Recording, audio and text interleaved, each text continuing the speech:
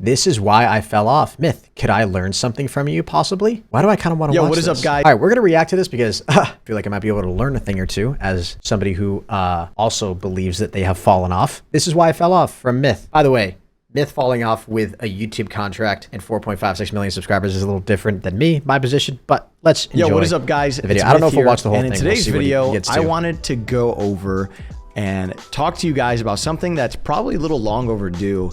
And I wanted to talk about what happened to my career. I want to break it down. I want to talk about the past.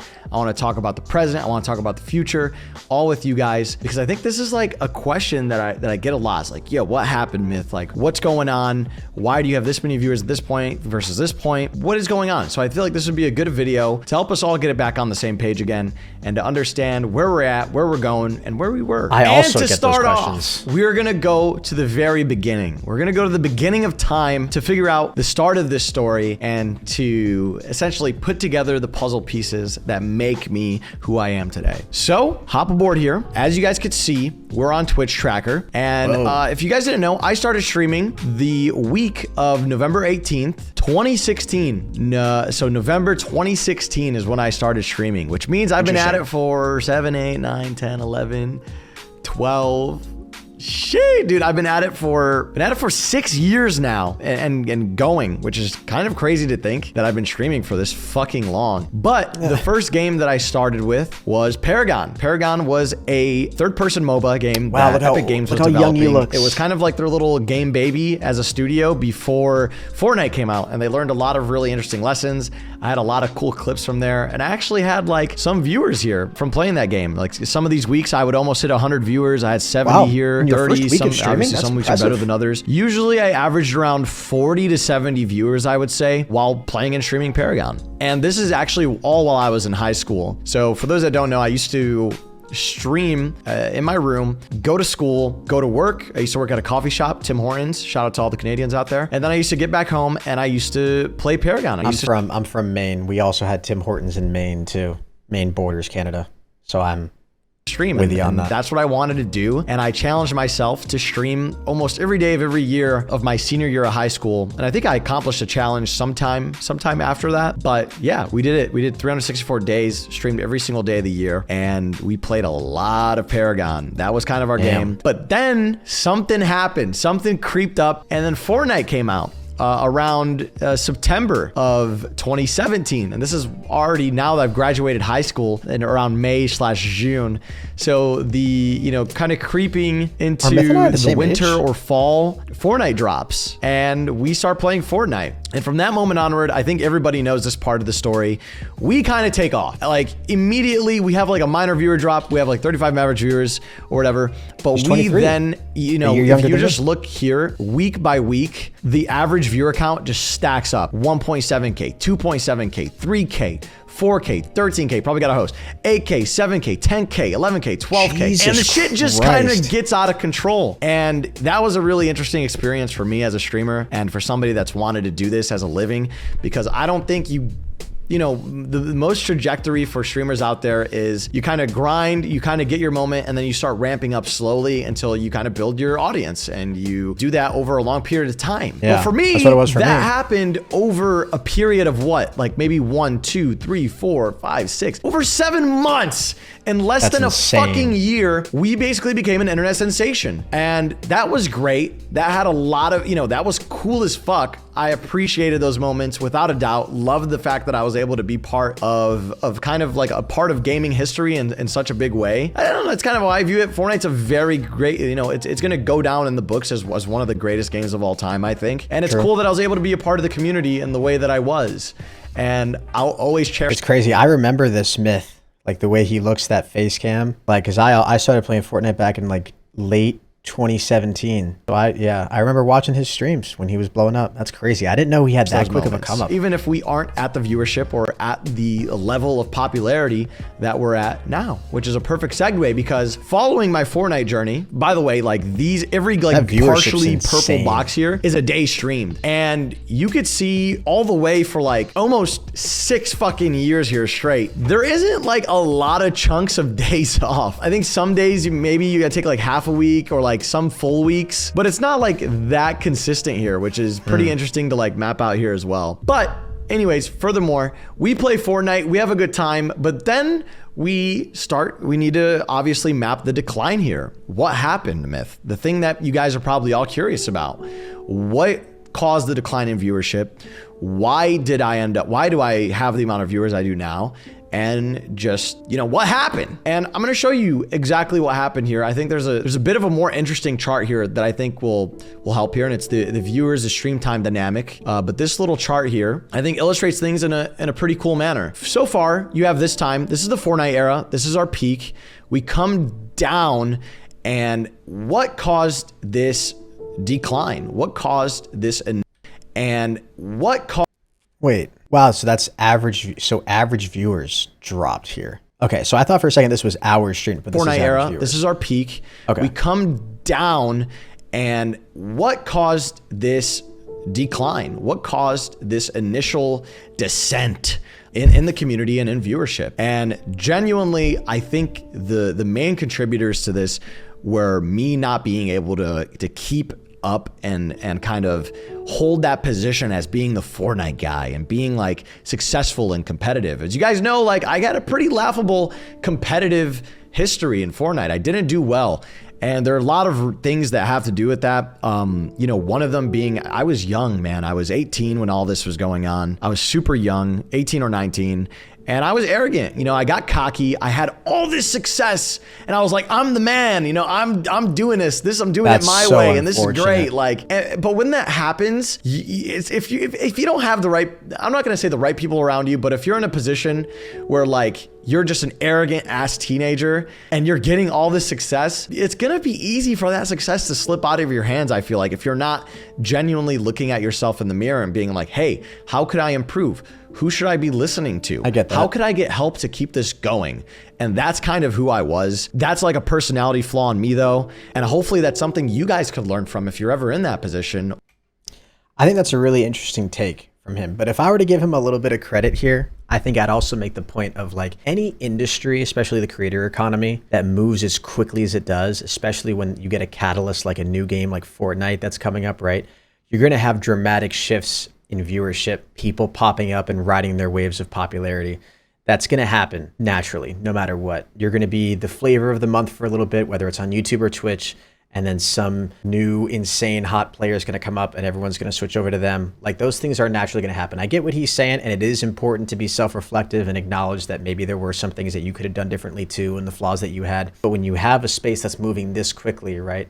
Think about all the phases of like insane Fortnite pros that we went through, right? We had like the ninja phase, and then we had the Tfue phase, and we had the myth phase, and then we had the mongrel phase. And like there were so many times where like the best in the game, that title got shifted around and given to different people. And with that, you're going to get increases and decreases in viewership depending on where your title goes. So I'd extend him a little bit of an olive branch, also along with the fact that just the internet, you know, moves on and advances and changes their preferences very quickly, right? It's hard to remain hot for a very long time, or for a substantial amount of time, right? It's just difficult to do. And again, there are things that you can do wrong. And you're right, Kelton, that will happen with every game, but it'll be extremely, like I said, it'll be a real catalyst with a game like Fortnite that is growing so quickly and providing amazing opportunities to people. And as the skill ceiling gets higher and you get this many people competing to be the best, those things are going to get, that's all so many people. It's good on him to even acknowledge that flaw in himself. That's going to set him up for more success than whatever ceiling he reached with Fortnite. If you're self-reflective and aware enough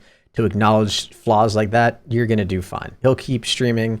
He'll keep making content. He's got a good hand on his reliability, shoulders, and I don't want to be reliant on anyone. I want to be self-sustaining and do. I totally fuck with that too. I'll stop pausing the video after I make this point, but it's a toxic mentality because I was just like this. There's this grind mentality that you get in where it's like, I'm going to do everything myself. I'm going to edit my own videos. I'm going to stream. I'm going to make my own thumbnails. And I'm very much like that too. Because as soon as you start to rely on other people, there's holes you can fall through, right? Where like someone doesn't do something exactly how you want, or maybe they don't meet the deadline that you need. But at the end of the day, if you're going to scale a business like this, you're going to have to delegate some of those tasks to other people, whether it's thumbnails, editing, sponsorship management, business emails, right? Like the bigger you get, the more you're going to have to delegate those tasks. Reliability. But I sympathize with that Like mentality. that's such a toxic way to go about being somebody in this world and trying to be successful. Nobody does it all theirself. 18-year-old me, if I could go back and tell myself a lesson, it would be that. You know, it's okay to get help. It's okay to get a coach. It's okay to get another pair of eyes to help you.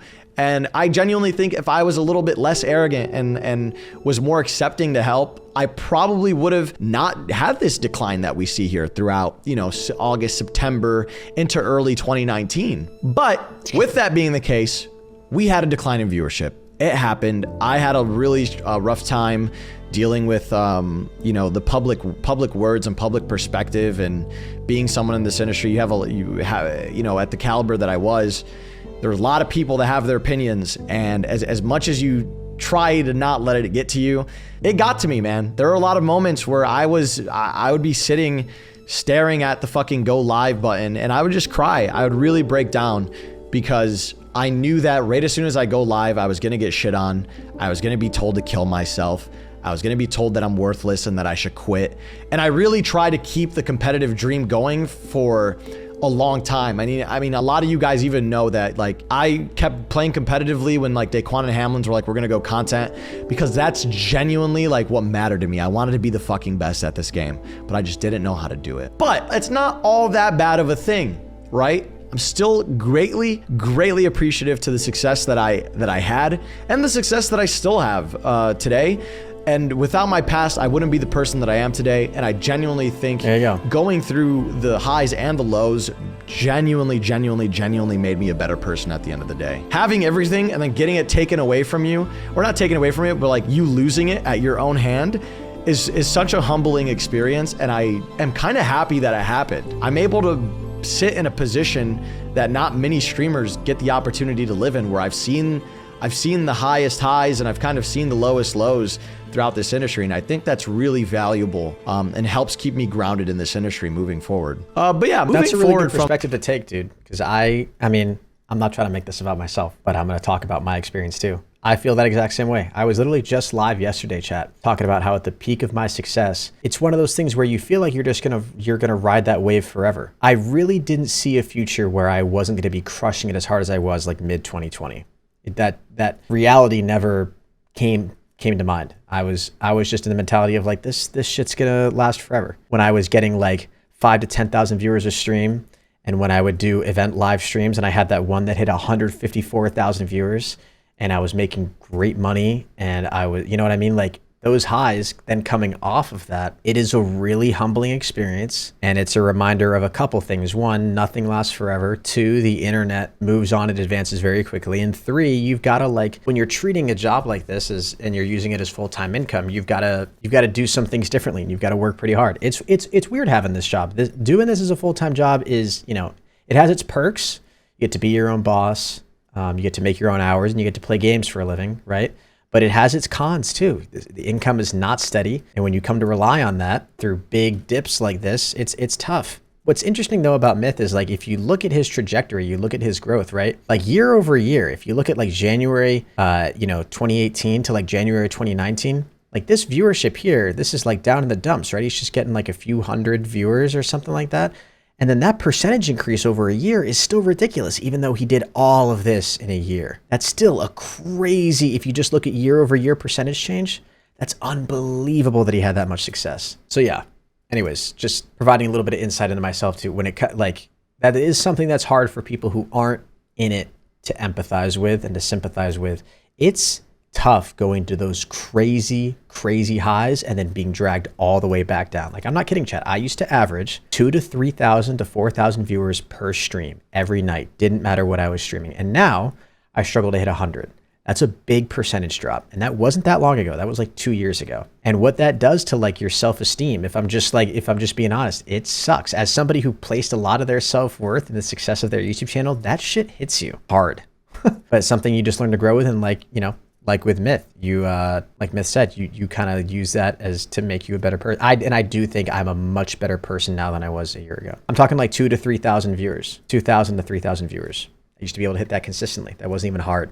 Doesn't matter what game I was playing either. So it's just I appreciate this, just getting it from someone else's perspective too. That's crazy. I guarantee the amount of people he had in this chat probably through 2019 and early 2020 that were calling him, that said he fell off for having 5 to 10,000 viewers is crazy, dude. If you think about having 5 to 10,000 viewers, insane. You're top 0.00001% on Twitch. You're unbelievably successful. This shit. So this video, I just want to like put things into context and to frame everything. That's fucking crazy. Yeah. Like that's a lot of fucking viewers. Even when I'm at a moment or point where, you know, the viewership, you know, from people's perspective, I fell off or I'm a dead streamer or whatever. I'm still able to make anybody can make a living off that amount of viewership, which I think is very important to say. I just kind of want to get that off my chest because it's kind of ridiculous to think and look back and be like, man, I was going through a severe depression when I had 4K viewers or 5K average viewers in this period of time. It's just like so fucking crazy to think about. But moving onward from that moment, so now we're in this lull period where we're kind of trying out different games. And here I could go to the other chart here, and I want to take a focus on, you know, the games that I started playing. I think at this moment in time, I really started to like mess around with the idea of playing different games, kind of in like May, January 2019, leading into 2020. See some Minecraft in there, Apex, Overwatch. I'm kind of trying out different things, trying to see what I like. Kind of lost, but then Call of Duty Modern Warfare comes out, and I actually start grinding that quite a bit, and my viewership was actually climbing a bit when I was doing that. I was one of the first streamers to actually convert to streaming Warzone, even if it was only for like 2 weeks, and then Valorant dropped. So I was playing Warzone. Hold up, where is it? I was playing Warzone and Fortnite, Warzone and Fortnite, Warzone and Fortnite, kind of mixing it into the schedule. And then yeah, here's the moment where I go, hey, I'm gonna play Warzone. Grind for like maybe like 2-3 weeks, and then Valorant drops. And then I see a bunch of success again. As you can see here, 70K average viewers, you know, 40, 30, multiple weeks, 10K plus throughout that. And I think this is an important part to kind of talk about in my career because it was a moment where I really transitioned over to another game for a long period of time, and I found success, which was really, really awesome.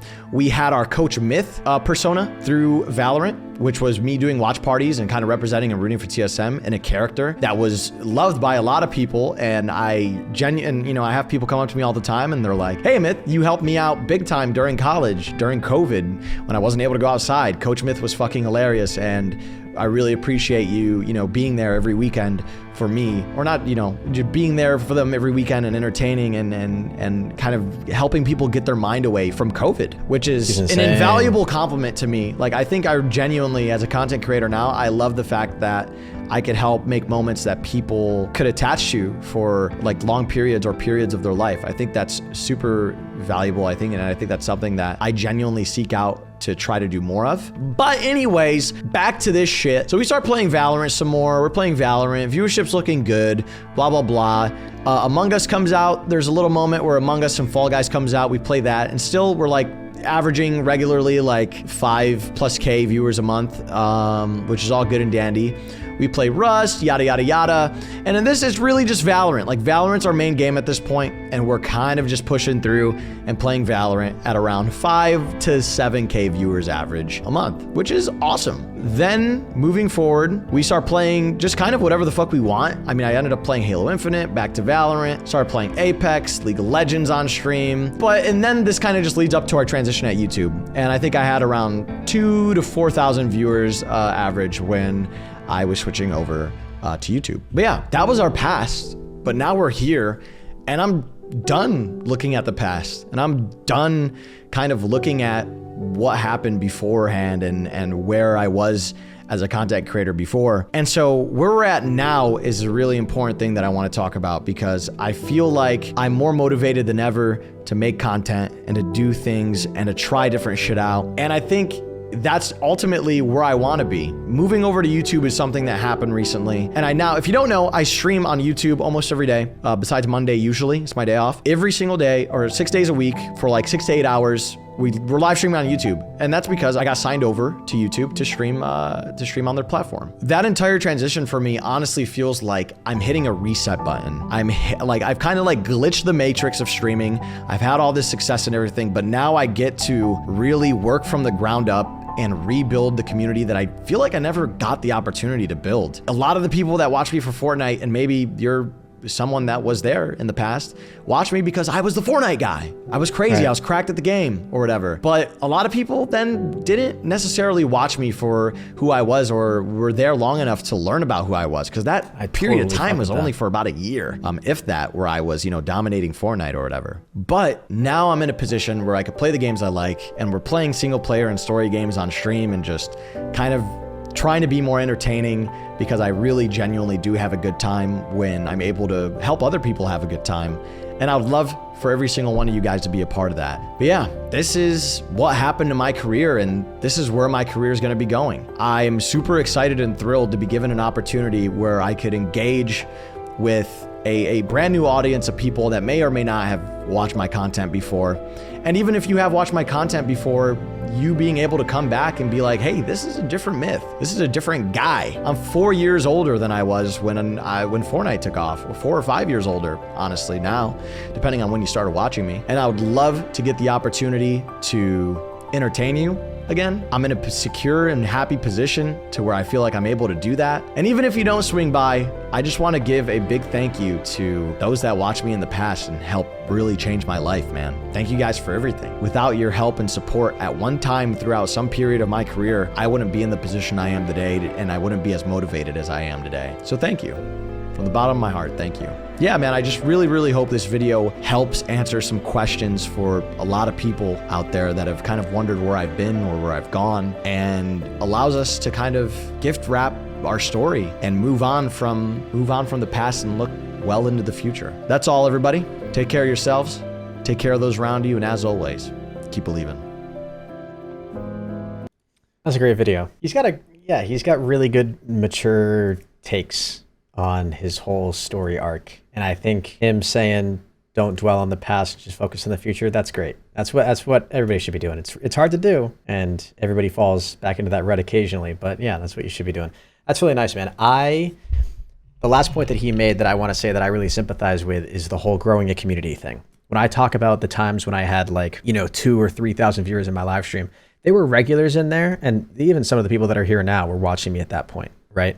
But I didn't have as close of a community. And that's one of those trade-offs that you get, right? Like if you have 2,000 to 3,000 viewers, there's no way I'm gonna be able to have as much of a personable experience with my chat as I do when I have, the 50 to 100 viewers that I have now. And I feel like I can connect with you guys a lot more. And when it comes to content creation and live streaming and growing a relationship with your audience, I like being able to, feel like it's like a group of friends hanging out every single day. That sounds like, maybe that sounds weird, but that's growing a genuine community that likes me for me and not the game I'm playing is really important. And that's something I never had the chance to grow when I was just Fortnite creative content, right? Like there were so many people that subbed to me because they subbed because I was going to follow back on Twitter or follow back on Instagram, or they subbed because they just wanted Fortnite creative. They didn't sub for me. They didn't sub for me and my personality and the content that I was making and the type of person I am. And that's really what I want. Ideally, I want people to be subscribed to me for me, not the game that I'm playing, right? That's every creator's dream. You'll always have the games that will do better than other games, right? Like for me, Fortnite will always do better most likely than Warzone. But